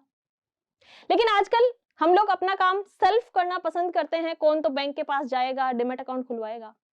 तो आप सीडीएसएल और एनएसडीएल, ये दो डिपॉजिटरी इंस्टीट्यूशंस हैं, इनके पास में जाकर भी अपने मोबाइल फोन से या लैपटॉप से क्या कर सकते हैं, अपना डीमेट अकाउंट खोल सकते हैं और शेयर ट्रेडिंग शुरू कर सकते हैं। आई होप कि आप लोगों को डीमैटेरियलाइजेशन यानी कि अभौतिकीकरण समझ में आ गया होगा। सीधा सीधा है, याद रखने लायक चीजें सिर्फ इतनी है कि पहले भौतिक रूप में शेयर्स होते थे, अब इलेक्ट्रॉनिक डाटा फॉर्म में होते हैं, और मैंने फुल फॉर्म बताई, आप लोगों से पूछी जा सकती है एनएसडीएल और सीडीएसएल। ठीक, चलिए एस्टैब्लिशमेंट ईयर अगर आपसे पूछे तो एनएसडीएल का है आपका 1996। ठीक, और सीडीएसएल का एस्टैब्लिशमेंट ईयर है आपका 1999। ठीक, अगर पूछा जाता है तो आप लोगों को पता होना चाहिए। चलिए नेक्स्ट है आपका, देखिए निवेशक दो तरह के होते हैं, एक तो होते हैं आपके वास्तविक निवेशक, वास्तविक real traders, sorry real investors. ठीक, और एक होते हैं आपके सट्टेबाज जो सट्टा लगाते हैं। वास्तविक निवेशक वे निवेशक होते हैं जो दीर्घ काल के लिए निवेश करते हैं, यानी जिन्होंने क्या किया, शेयर्स को खरीदा और बिल्कुल निश्चिंत होकर बैठ गए, 2 साल बाद बेचेंगे, 5 साल बाद बेचेंगे, 10 साल बाद आराम से बेचेंगे, जब पैसों की जरूरत होगी तब पैसे हमारे पास में होने चाहिए, मतलब जब पैसों की जरूरत पड़ेगी तब इन शेयर्स को बेचेंगे, तब तक पैसे बढ़ने दो। तो ये तो होते हैं रियल इन्वेस्टर्स, जिनको बोला जाता है वास्तविक निवेशक, जो दीर्घ काल की अवधि के लिए शेयर मार्केट में पैसा लगाते हैं। और एक मैंने आपको बताया होते हैं सट्टेबाज या फिर जो सट्टा लगाते हैं। सट्टे का मतलब ये नहीं कि कुछ इलीगल मतलब ट्रेडिंग हो रही है, सट्टेबाज मतलब कि शॉर्ट टर्म के लिए आज आपने क्या किया, 100 रुपए का शेयर था, परचेज कर लिया, 4 दिन बाद में बढ़ गया, प्राइस 110 हो गया, आपने सेल कर दिया, फिर आपने उसको 115 पे खरीदा, जब 125 हो गया तो फिर से सेल कर दिया। यानी कि इनका जो मेन उद्देश्य होता है, जो सट्टा लगाते हैं, इनका जो मेन उद्देश्य होता है वो प्रॉफिट कमाना होता है। खरीदते हैं, थोड़ा सा प्राइस बढ़ता है, बेच देते हैं, फिर से खरीद लेते हैं, फिर से बेच देते हैं। ठीक, और जो आपके रियल इन्वेस्टर्स होते हैं वो क्या करते हैं, लंबे समय की अवधि के लिए सोचते हैं, एक बार खरीद लिए, खरीद के रख दिए शेयर्स को, अब लंबे समय बाद जब पैसे जरूरत पड़ेगी तब इनको हम सेल कर देंगे। ठीक है, तो आई होप कि आप लोगों को समझ में आ गया है, सट्टेबाज मैंने आपको समझा दिया। अब आपका स्पॉट ट्रेडिंग, नाम से पता चल रहा है, स्पॉट मतलब कुछ ना कुछ ऑन द स्पॉट। ठीक, स्पॉट ट्रेडिंग का मतलब होता है कि सौदा एवं उसका क्रियान्वयन एक ही समय पर होना, एक ही समय पर होना। अगर प्रैक्टिकल एग्जांपल लूं तो आप एक रजिस्टर लेने के लिए गए, 10 रुपए दिए, रजिस्टर लिया, क्या हुआ वहां पे, स्पॉट ट्रेडिंग हुआ, ऑन द स्पॉट आपको रजिस्टर मिल गया, आपने हैंड टू हैंड क्या कर दिया, पेमेंट कर दिया। यानी कि क्या हुआ, आपका सौदा भी उसी समय हो गया और उसका क्रियान्वयन भी एट ए टाइम हो गया। तो उसको बोला जाता है कि एक ही समय पर अगर सौदा और क्रियान्वयन हो जाता है तो उसको हम बोलते हैं वो स्पॉट ट्रेडिंग हो रही है। ठीक वैसे ही आपके स्टॉक मार्केट में होता है। आपने क्या किया, आपके पास में 10,000 रुपए पड़े थे, आपने 10,000 रुपए शेयर मार्केट में इन्वेस्ट करे, 10,000 रुपए के आपने शेयर्स खरीदे, पेमेंट किया 10,000 रुपए का, आपके डिमेट अकाउंट में क्या आ गए, शेयर्स आ गए, हाथों हाथ। आपने, आपके पैसे कट गए डिमेट अकाउंट से, मतलब अकाउंट से कटे लेकिन डिमेट अकाउंट में भी वो आपको शो करता है ना अमाउंट, यानी कि आपका अमाउंट कट हो गया और आपको क्या मिल गए, शेयर्स मिल गए हैंड टू हैंड। तो ये क्या है, स्पॉट ट्रेडिंग है। इसमें एक आपका कॉन्सेप्ट चलता है T+2 का कॉन्सेप्ट चलता है, यानी कि जो पूरी एक्टिविटी है सौदा और उसके क्रियान्वयन, यानी हमारा जो भी एग्रीमेंट हो रहा है या फिर उसका जो इम्प्लीमेंटेशन हो रहा है वो T+2 में, यानी कि 2 दिन के अंदर अंदर हो जाएगा। 2 दिन के अंदर अंदर क्या होगा, आपके शेयर्स आपके डिमेट अकाउंट में आ जाएंगे और आपका पेमेंट भी कट हो जाएगा। इसी को बोला जाता है स्पॉट ट्रेडिंग। ठीक, एक सामने आती है आपके फ्यूचर ट्रेडिंग। थोड़ा सा अगर नाम से पता करने की कोशिश करें तो हमारा जो सौदा होगा, यहां पर आप लिखेंगे कि सौदा एवं क्रियान्वयन अलग अलग समय पर होते हैं। ठीक, अलग अलग समय पर होते हैं। अब जैसे मान लीजिए किसी को अगर घर रेंट पे लेना है तो वो क्या करेगा, 2 तरीके उसके पास। अगर वो स्पॉट ट्रेडिंग करेगा तो कैसे करेगा कि हाथों हाथ पैसे दिए और घर किराए पे ले लिया, वो तो हो गया स्पॉट ट्रेडिंग। एक बंदा क्या कर सकता है कि आप एक टर्म सुनते हैं ना, साई देना। ठीक है, क्या करेगा, 500 रुपए दे देगा और बोलेगा ये 500 रुपए की आप साई रखो और ये वाला घर में क्या किराए पे लेने वाला हूं, 2 दिन बाद, 5 दिन बाद, 10 दिन बाद, महीने भर बाद। तो उसको बोला जाता है फ्यूचर ट्रेडिंग। यहां पर जो सौदा होता है वो तो उस समय हो गया, लेकिन उसका क्रियान्वयन जो है वो इन फ्यूचर होगा और इसी को बोला जाता है आपका फ्यूचर ट्रेडिंग। ये सेम के सेम चीज आपके स्टॉक मार्केट में भी होती है। ठीक है, यहां से अगर आपका क्वेश्चन बनता है तो कुछ इस तरह से बनेगा कि future and option, future and option, यह टर्म किससे संबंधित है, तो आपको बताना है शेयर मार्केट से रिलेटेड है। बस इसी तरह का सवाल बनेगा, ज्यादा डीप में सवाल नहीं बनेगा। और मैंने आप लोगों को बताया था जब हम लोगों ने स्टार्ट किया था अपना सिलेबस कि आपको उतना ही पढ़ाया जाएगा जो आपके एग्जाम ओरिएंटेड है। ठीक है, क्योंकि इतना लंबा चौड़ा आपका इकोनॉमी है, अगर पूरा का पूरा डिटेल में आप पढ़ने के लिए बैठ गए तो फिर वो एग्जाम ओरिएंटेड नहीं हुआ ना। जो आपके एग्जाम में पूछा जा सकता है, जितना आपका एग्जाम ओरिएंटेड है उतना ही पढ़ाया जाएगा। बाकी तो आप चाहें तो किसी पर्टिकुलर टॉपिक पर पीएचडी भी कर सकते हैं। तो आपके लिए इतना ही रेलेवेंट है कि फ्यूचर ट्रेडिंग क्या होता है कि सौदा और उसका क्रियान्वयन, यानी कि आपका जो एग्रीमेंट होगा उसका जो इंप्लीमेंटेशन होगा अलग अलग टाइम पर होगा। और आपको पता होना चाहिए कि फ्यूचर ट्रेडिंग या फ्यूचर एंड ऑप्शन जो टर्म है ये आपका स्टॉक मार्केट से रिलेटेड है। इससे ज्यादा डीप में आप लोगों से नहीं पूछा जाएगा। तो जितना मैं पढ़ा रही हूं उतना भी आप लोग अगर अच्छे से प्रिपेयर करते हैं तो आपके क्वेश्चन मिस नहीं होंगे। चलिए, यहां पर हमारे सामने आया है म्यूचुअल फंड्स। काफी कॉमन टर्म है, आपने सुनी होगी। देखिए म्यूचुअल फंड में क्या होता है, ये इन्वेस्टर्स हैं ABCD। ठीक, इन्हें शेयर मार्केट में इन्वेस्ट करना है, शेयर मार्केट में इन्वेस्ट करना है। तो पॉसिबिलिटी क्या हो सकती है, हो सकता है कि ए को इतनी शेयर मार्केट की नॉलेज नहीं हो सकता है बी को नॉलेज नहीं हो, या सी का मतलब मान लीजिए हो सकता है सी को नॉलेज हो पर उसके पास में इतना टाइम नहीं हो कि वो शेयर मार्केट में इन्वेस्ट करे डायरेक्ट। ठीक है, हो सकता है डी को नॉलेज तो हो लेकिन वो थोड़ा सा रिस्क लेने में डरता हो। बहुत सारे माइंडसेट के लोग होते हैं। ठीक, तो हमारे पास में एक ऑप्शन होता है कि अगर हम डायरेक्ट शेयर मार्केट में इन्वेस्ट ना करना चाहें, या तो हमें नॉलेज नहीं है, या फिर हमें शेयर मार्केट से डर लगता है, या फिर हमारे पास में टाइम नहीं है, तो हमारे पास में एक ऑप्शन है कि हम क्या कर सकते हैं, म्यूचुअल फंड के थ्रू, म्यूचुअल फंड के थ्रू शेयर मार्केट में इन्वेस्ट कर सकते हैं। म्यूचुअल फंड में क्या होता है, यहां पर एक्सपर्ट्स बैठे होते हैं, विशेषज्ञ या फिर एक्सपर्ट्स बोल दीजिए आप, बैठे होते हैं यहां पर। वो क्या करते हैं, जनता से पैसा इकट्ठा करते हैं। ए ने भी म्यूचुअल फंड को पैसे दिए, बी ने भी दिए, सी ने भी दिए और डी ने भी दिए, और बोला कि इन पैसों को आप शेयर मार्केट में इन्वेस्ट कर दीजिए। तो इन लोगों की मनी इकट्ठी की, म्यूचुअल फंड के पास गई। म्यूचुअल फंड में कुछ विशेषज्ञ, कुछ एक्सपर्ट्स बैठे हैं जिनको अच्छे से पता है कहां इन्वेस्ट करना है, कैसे रिटर्न जनरेट करना है। ये एक्सपर्ट्स क्या करेंगे, शेयर मार्केट में पैसा इन्वेस्ट करेंगे और जो भी रिटर्न आएगा वो इनको क्या कर देंगे, डिस्ट्रीब्यूट कर देंगे। और थोड़ा सा अपना कमीशन यानी कि फीस अपने पास में रखेंगे, जिसको बोलेंगे ब्रोकरेज। ठीक, तो ये है आपका म्यूचुअल फंड का कॉन्सेप्ट। आप लोगों में से बहुत सारे लोग होंगे जिन्होंने एसआईपी ली हुई होंगी ना, systematic plan, systematic investment plan, SIP ली हुई होंगी। वो मंथली जैसे आपकी एलआईसी की किस्त या जो इंस्टॉलमेंट कट होती है ना आपके बैंक अकाउंट से, वैसे ही कट होता है अमाउंट एसआईपी। तो SIP is also a part of mutual fund. Like systematic तरीके से आपका मनी डिडक्ट होगा आपके अकाउंट से, और वो पैसा कहां पर इन्वेस्ट होगा? आपका शेयर मार्केट में।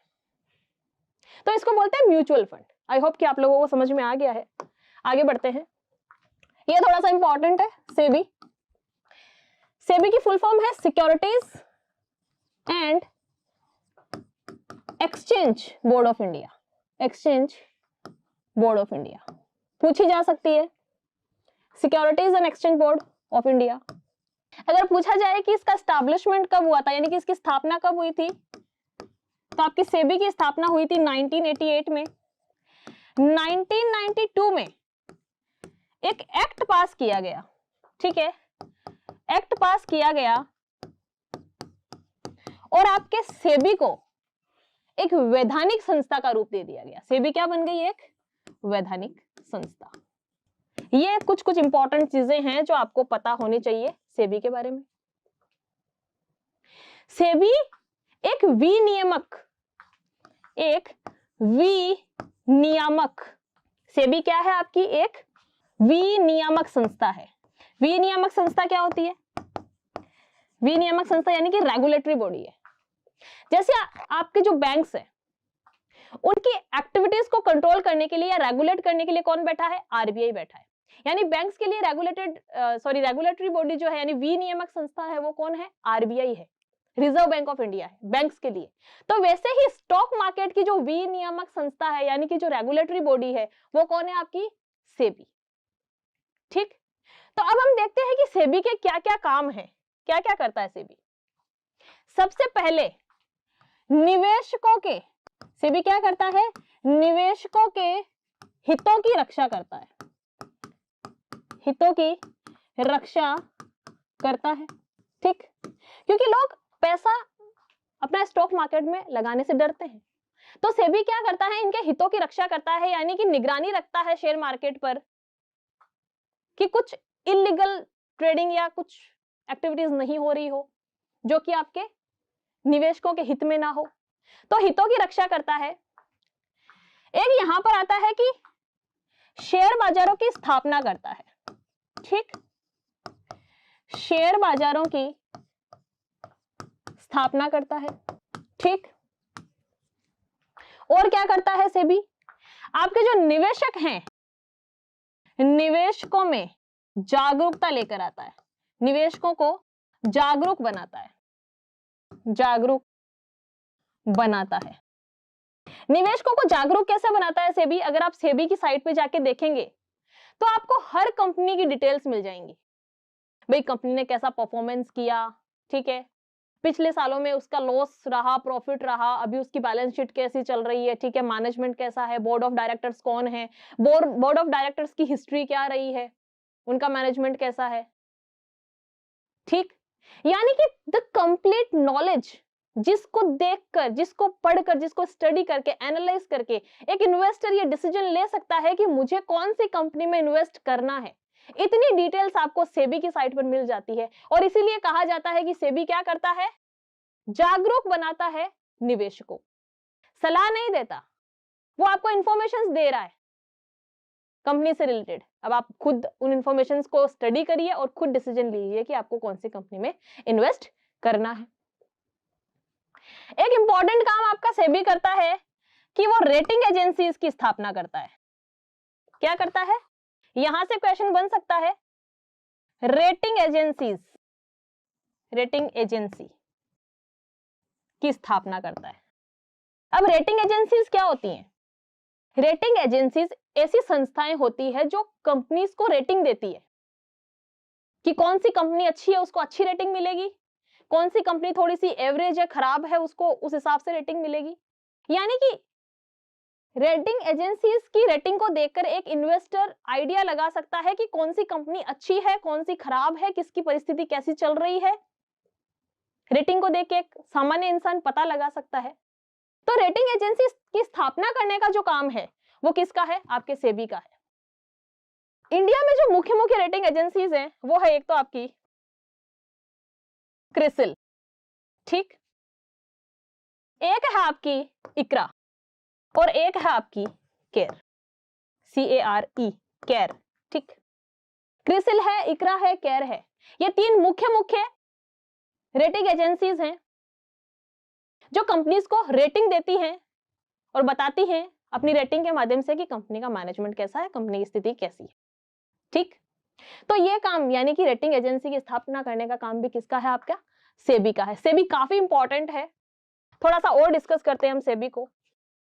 एक जो बहुत ही ज्यादा इंपॉर्टेंट काम होता है सेबी का वो है कि इनसाइडर ट्रेडिंग, इनसाइडर ट्रेडिंग को रोकता है, यानी कि इनसाइडर ट्रेडिंग पर निगरानी रखता है। अब इनसाइडर ट्रेडिंग क्या होता है?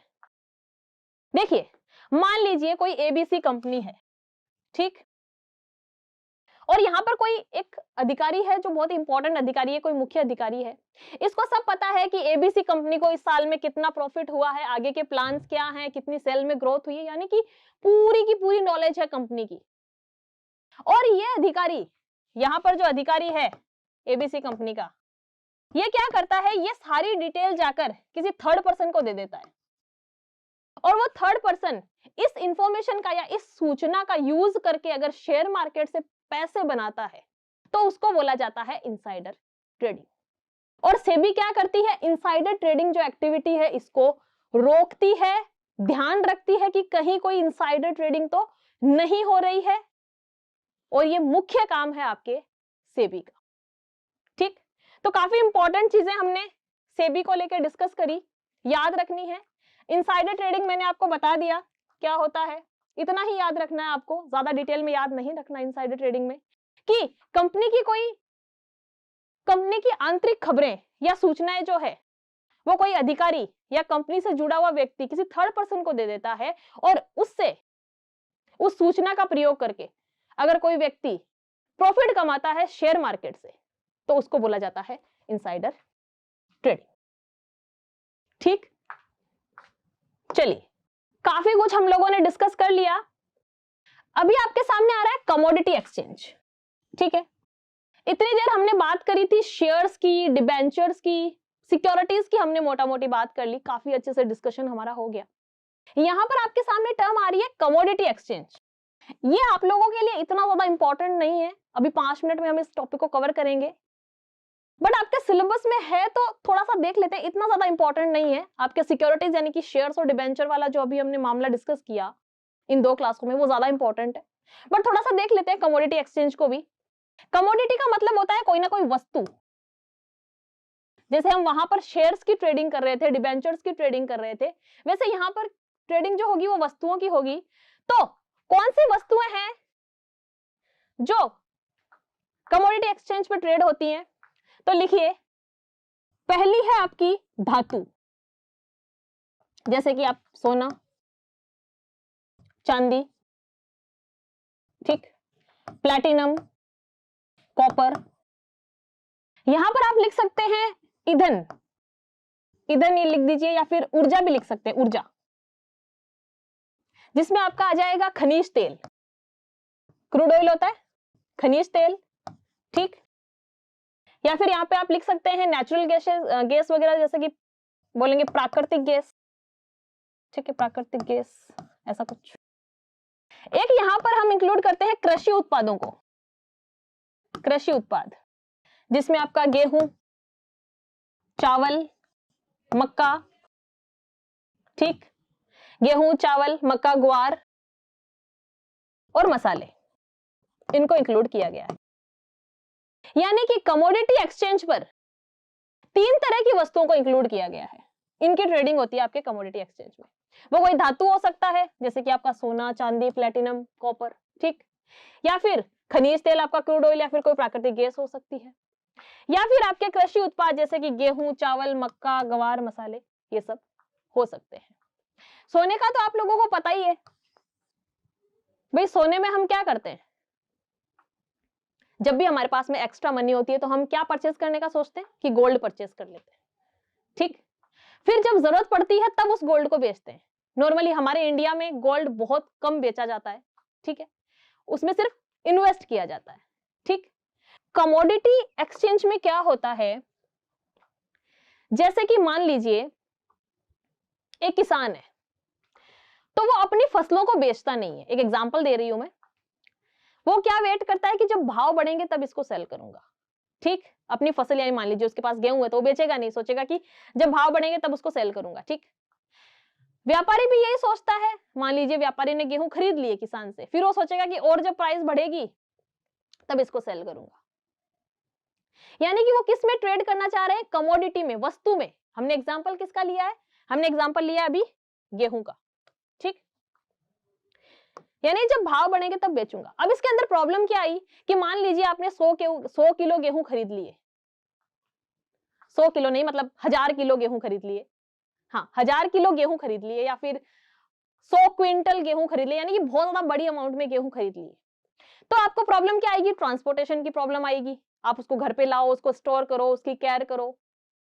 तो एक सॉल्यूशन लाया गया कि अगर आप कमोडिटीज में इन्वेस्ट करते हैं या ट्रेड करना चाहते हैं या पैसा कमाना चाहते हैं कमोडिटीज के थ्रू, तो आप क्या करिए, आपको उस कमोडिटी को फिजिकली अपने घर पे लेकर आने की जरूरत नहीं है। कमोडिटी एक्सचेंज है, आप जाके परचेज करके रख दीजिए और जब उसके भाव बढ़ जाए तो आप उसको सेल कर दीजिए। यही होता है आपका कमोडिटी एक्सचेंज। 6 महीने का टाइम दिया जाता है, 6th मंथ, ठीक, कि आपको जो भी आपने कमोडिटी परचेज करी है उसको 6 महीने में सेल करना है, नहीं तो फिर वो आपको डिलीवरी लेनी पड़ेगी, जो भी आपने सामान परचेज किया, जो भी कमोडिटी परचेज की है, ठीक। तो ये होता है कमोडिटी एक्सचेंज। लिखा है कि भारत में कमोडिटी व्यापार 1875 में आरंभ हो गया था, ठीक। 1960 के दशक में कमोडिटी ट्रेड पर रोक लगा दी गई थी और 1999 में फिर से कमोडिटी व्यापार को अनुमति दे दी गई थी। अब इसके पीछे की हिस्ट्री हम इतनी ज्यादा डिस्कस नहीं करेंगे क्योंकि वो आप लोगों से नहीं पूछी जाएगी, आप लोगों के लिए बिल्कुल ही इररिलेवेंट है। ये 3 चीजें हैं मुख्य मुख्य जो आपको कमोडिटी एक्सचेंज को लेके याद रखनी है, और जो मैंने बताया कि कमोडिटी एक्सचेंज में कौन कौन सी कमोडिटीज को इंक्लूड किया जाता है, इनको याद रखना है। और कॉन्सेप्ट आपके माइंड में होना चाहिए कि किस तरह से ट्रेडिंग होती है। जैसे कि मैंने गेहूं का एग्जाम्पल आप लोगों को लेके बताया कि आपको फिजिकली गेहूं खरीद के स्टोर करके रखने की जरूरत नहीं है, फिर वेट करने की जरूरत नहीं है कि कब प्राइस बढ़ेंगे कब बेचे। आप कमोडिटी एक्सचेंज पे जाके गेहूं को परचेज करके रख दीजिए, फिजिकली आपको डिलीवरी लेने की जरूरत नहीं है, ठीक। और जब प्राइस बढ़ जाए तो आप उनको सेल कर सकते हैं। ये हमने गेहूं का एग्जांपल लिया है, ये सभी पर लागू होता है, जो भी आपकी कमोडिटीज हैं उन सब पर लागू होता है, ठीक। अब कौन से कमोडिटी एक्सचेंजेस हैं इंडिया में फेमस, उनको थोड़ा सा पढ़ लेते हैं। इतना ज्यादा इंपॉर्टेंट नहीं है बट पूछा जा सकता है। एक आपका एनएमसीई, नेशनल मल्टी कमोडिटी एक्सचेंज, स्थापना हुई थी इसकी 2002, ठीक। इसका मुख्यालय है अहमदाबाद में, और याद रखने लायक चीज है कि पहला कमोडिटी एक्सचेंज है ये इंडिया का, ठीक। चलिए नेक्स्ट है आपका एमसीएक्स, सुना होगा आपने, बहुत फेमस है ये तो, यानी मल्टी कमोडिटी एक्सचेंज। इसकी स्थापना हुई थी 2003 में। इसका मुख्यालय है मुंबई में, और देश का सबसे बड़ा कमोडिटी एक्सचेंज है आपका एमसीएक्स। अगर पूछा जाता है कि इंडिया का सबसे पहला कमोडिटी एक्सचेंज कौन सा है, तो वो है आपका एनएमसीई, नेशनल मल्टी कमोडिटी एक्सचेंज, ठीक। और अगर पूछा जाता है कि देश का सबसे बड़ा कमोडिटी एक्सचेंज कौन सा है, तो आपको बताना है एमसीएक्स, मल्टी कमोडिटी एक्सचेंज, ठीक। नेक्स्ट है आपका आईसीईएक्स, इंडियन कमोडिटी एक्सचेंज। स्थापना हुई थी 2009 में और इसका मुख्यालय है गुड़गांव में, ठीक, याद रहेगा। चलिए नेक्स्ट है आपका MCX SX, multi commodity exchange, stock exchange. इसका मुख्यालय है मुंबई में और स्थापना हुई थी 2013 में। The BSE Sensex is based on how many stock, पूछा गया है आपसे, एसएससी ने आपसे सवाल पूछा है कि बीएसई सेंसेक्स कितने शेयरों पर आधारित है। बताया था जब क्लास ली थी मैंने शेयर मार्केट की, बहुत ही अच्छे से बताया था। मैंने आपको बताया था कि सेंसेक्स में 30 कंपनियों को इंक्लूड किया गया है। 30 कौन सी कंपनीज? जो बीएसई पर लिस्टेड हजारों कंपनीज में से टॉप 30 कंपनीज हैं मार्केट कैपिटलाइजेशन के हिसाब से, उन टॉप 30 कंपनीज को किस पे रखा जाता है? यानी कि टॉप 30 कंपनीज को रखा जाता है आपके इंडेक्स में, और बीएसई का इंडेक्स कौन सा है? आपका सेंसेक्स। ठीक है, याद रहेगा, ये आपका 30 है, याद रखना है। 30 कंपनियों को शामिल किया गया है आपके सेंसेक्स। ठीक, चलिए आगे बढ़ते हैं। Next, under which market condition do firms have access capacity? बताइए, जितने भी चैप्टर हम लोगों ने कवर कर लिए हैं सबके मिक्स में क्वेश्चन है जो आपसे पूछे हैं एसएससी ने। प्रैक्टिस बहुत जरूरी है। एसएससी ने पूछा है आपसे सवाल कि किस बाजार स्थिति में फर्मों के पास अतिरिक्त क्षमता होती है? तो आपका आंसर हो जाएगा मोनोपोलिस्टिक कंपटीशन। चैप्टर पढ़ाया है मैंने, आप लोगों को आता है आंसर। ठीक, चलिए next, which of the following is the feature of monopolistic competition? विशेषताएं बताई थी मैंने मोनोपोलिस्टिक कंपटीशन की, और मैंने बताया था कि ग्रुप ऑफ फर्म्स होती हैं। Option number C will be your right answer, कि निम्न में से कौन सी एकाधिकार प्रतियोगिता की विशेषता है कि फर्मों का समूह होता है? Option number C will be your right answer. सभी चीजें मैंने पढ़ा रखी हैं, अगर आप आंसर कर पा रहे हैं मतलब आपने क्लासेस को प्रॉपर अटेंड किया है। ठीक, नेक्स्ट है, अ want become a demand only when it is backed by, यानी कि एक चाहत तभी मांग बन सकती है जब द्वारा समर्थित किया जाता है। बताइए, खरीदने की क्षमता, खरीदने की आवश्यकता, खरीदने की इच्छा, या उत्पाद की उपयोगिता।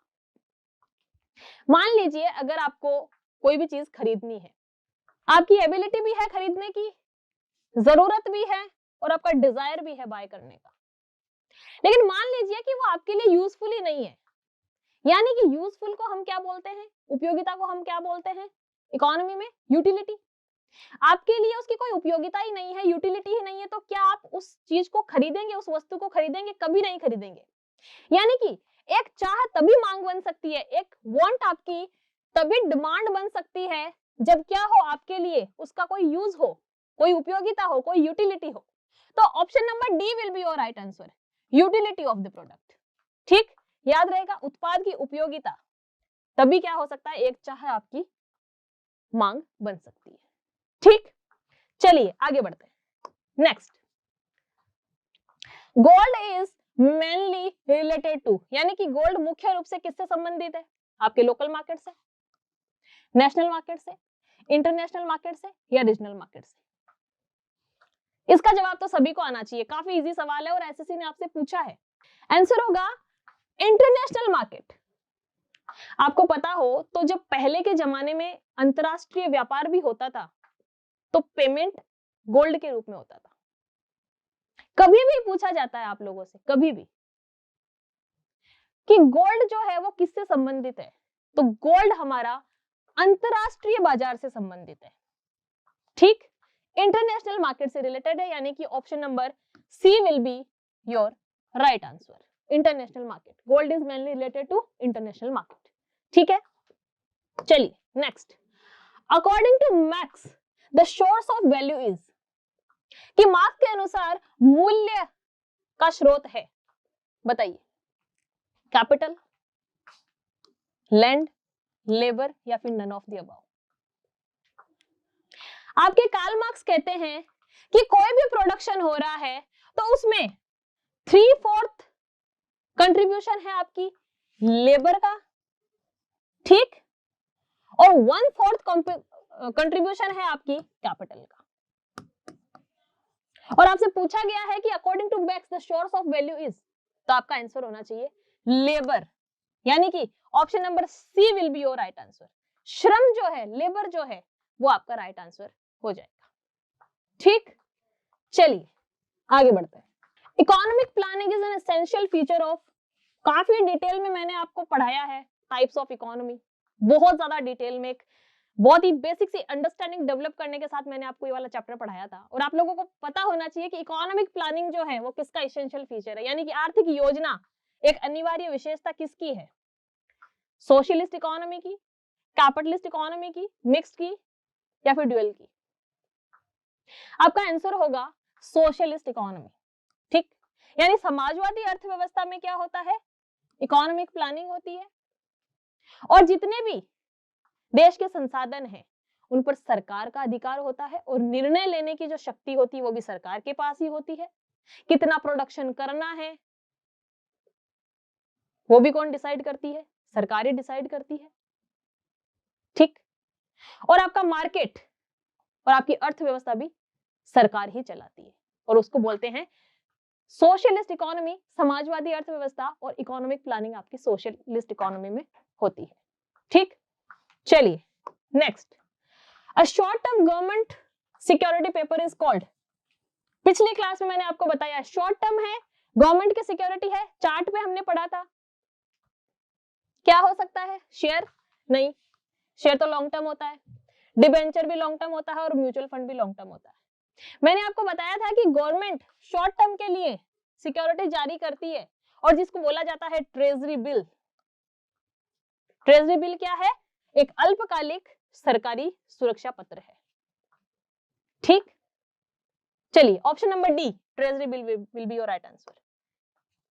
The concept duopoly was introduced by, ये आपके लिए कुछ नया हो सकता है, याद रखने लायक चीज है, वापस पूछा जा सकता है, एसएससी ने पूछा है और आपका आंसर होगा कॉर्नोट। ठीक, जो ड्यूपोली का कॉन्सेप्ट है वो किसने डेवलप किया था, आपके कॉर्नोट ने। Option number D will be your right answer. चलिए, the demand for the labour is called, labour की डिमांड जो है, श्रम की मांग है, उसको क्या बोलते हैं, derived demand, factory demand, market demand या डायरेक्ट डिमांड। मान लीजिए आपके देश में कोई ऐसी कंपनी खुली या कोई ऐसी कोई फैक्ट्री खुली जहां पर मशीनों से ज्यादा लेबर की जरूरत है, तो हमने डिराइव्ड डिमांड में क्या पढ़ा था कि एक चीज की डिमांड होने से किसी दूसरी चीज की डिमांड बढ़ जाती है, यानी कि एक वस्तु किसी दूसरी वस्तु की मांग को व्युत्पन्न कर देती है, तो उसको बोलते हैं डिराइव्ड डिमांड। क्योंकि आपने ऐसी फैक्ट्री लगाई है जहां पर मशीनों से ज्यादा लेबर की जरूरत है, तो ये क्या हो गई, डिराइव्ड डिमांड है। आपने वो फैक्ट्री लगाई, वो प्रोडक्ट ऐसा है जो मशीनों से ज्यादा इंसान ही मतलब ज्यादा अच्छा बनाएगा, तो लेबर की ज्यादा जरूरत है। तो जो आपको इतना ही याद रखना है कि जो श्रम की मांग होती है या लेबर की जो मांग होती है वो हमेशा डिराइव्ड डिमांड होती है। ठीक, चलिए option number A will be your right answer, व्युत्पन्न मांग। चलिए next, during period of inflation during period of inflation tax rate should be, क्या होती है, मुद्रास्फीति की अवधि के दौरान में कर की दरें क्या होनी चाहिए, कर की दरें आपकी इंक्रीज होती है। ठीक, option number A will be your right answer. Next, which of the following is the regulator of credit rating agencies in India. बताया था मैंने, डिस्कस कर चुके हैं हम इस क्वेश्चन को पिछली क्लास में जब मैंने टॉपिक पढ़ाया था। बताइए, RBI, reserve bank of India, SBI, state bank of India, SIDBI या फिर सेबी।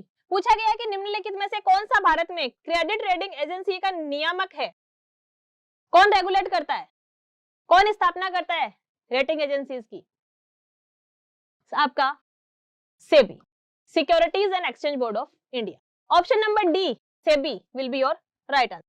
ठीक, one of the feature of free market economy, ये वाला क्वेश्चन तो अब तक आप लोगों को मतलब बिल्कुल याद ही हो गया होगा, इतनी क्लासेस में मैं आप लोगों को रिपीट करवा चुकी हूँ कॉन्सेप्ट कैपिटलिस्ट इकोनॉमी और सोशलिस्ट इकोनॉमी का। और मैंने बताया था कि जो फ्री मार्केट इकोनॉमी होती है वहां पर क्या होता है, उपभोक्ता की संप्रभुता होती है। ठीक, चलिए, यानी कि option number C will be your right answer.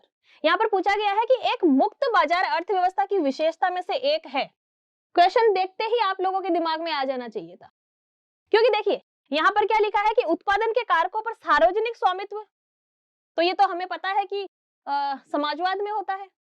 ठीक, राशनिंग और मूल्य नियंत्रण भी आपके सोशलिस्ट इकोनॉमी की एक विशेषता है, ठीक। और राज्य का अगर हस्तक्षेप होगा तो वो भी सोशलिस्ट इकोनॉमी है। और यहां पर पूछा है कि फ्री मार्केट इकोनॉमी यानी कि मुक्त बाजार व्यवस्था यानी कैपिटलिस्ट इकोनॉमी का क्वेश्चन पूछा है आपसे। तो कैपिटलिस्ट इकोनॉमी में जो आपका कंज्यूमर है उसकी संप्रभुता होती है, यानी कि option number C will be your right answer, ठीक।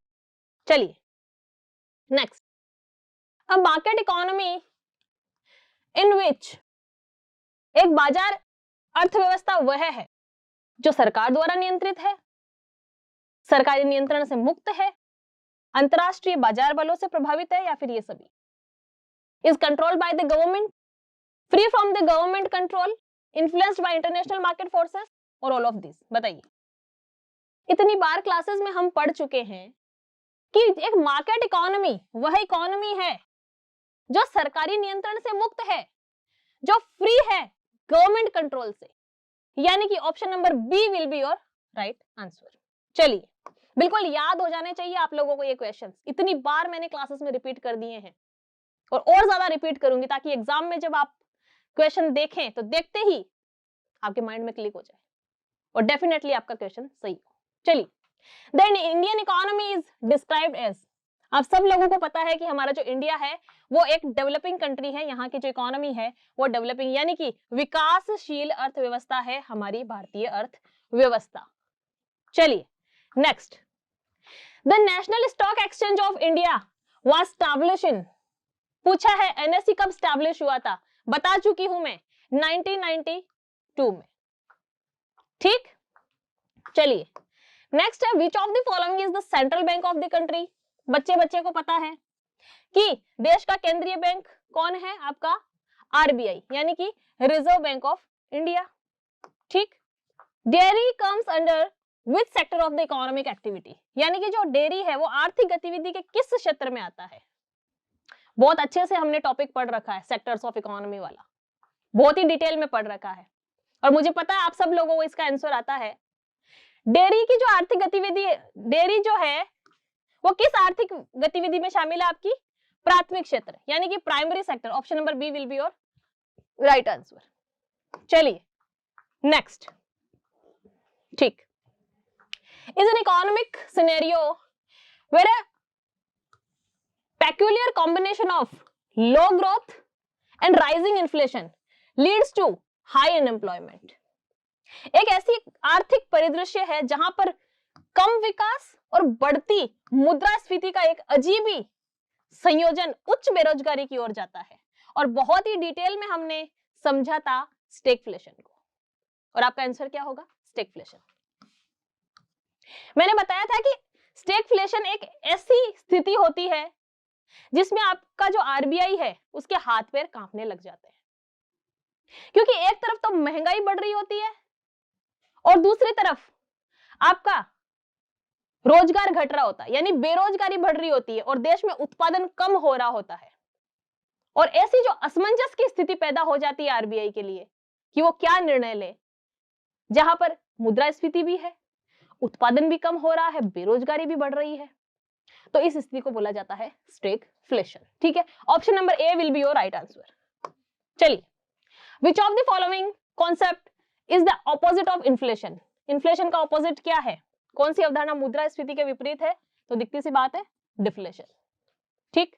समझा था हमने, बहुत ही डिटेल में चैप्टर भी पढ़ा था और आप लोगों को पता भी चल गया कि किस किस तरह के सवाल आपसे एसएससी पूछता है। जितने भी चैप्टर्स हमने कवर किए हैं उनके पीवाईक्यूज भी हमने देख लिए हैं, ठीक। इतनी ही इंपॉर्टेंट क्लासेस के लिए आप लोग सब्सक्राइब कर लीजिए डिजिटल तैयारी चैनल को और बेल आइकन प्रेस कर दीजिए ताकि कोई भी इंपॉर्टेंट वीडियो आप लोग मिस नहीं करें। Thank you so much.